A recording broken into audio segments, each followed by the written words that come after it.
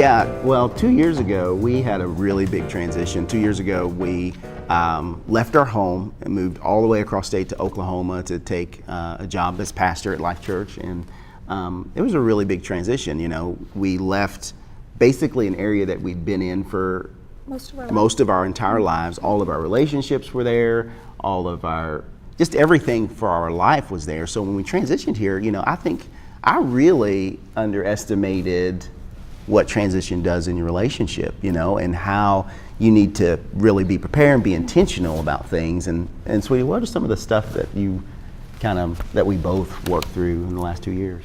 Well, definitely it was a huge transition, and starting out, you're going on kind of endorphins because you're so excited about everything that's going on, and then at some point you may hit the wall and realize that there's relationships that you needed or people that you've needed, and that you need those people to be able to talk through, and you're in an uncertain place or an secure place, and not from a attitude, but more of just an area. You're in a new area, and so you have to begin to set some boundaries. And then he was very intentional, I think, with helping me build relationships. Yeah, we moved for my job, so I instantly had connection with people, and I was doing stuff every day, and so, you know, my responsibility as the husband, if I'm the spiritual leader, I have to make sure that I understand that I'm making relationships. So some of those uncertainties, those unfamiliarities are buffered by me helping during the transition. And I think some of the takeaways in working through transition would be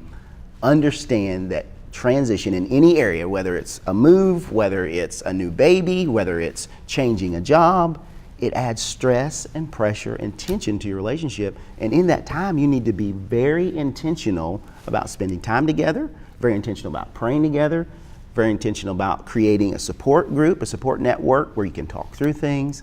And it's really a time that your relationship is the primary focus, because transition is just challenging for all of us. And very grace-giving. Very grace-giving. Yes.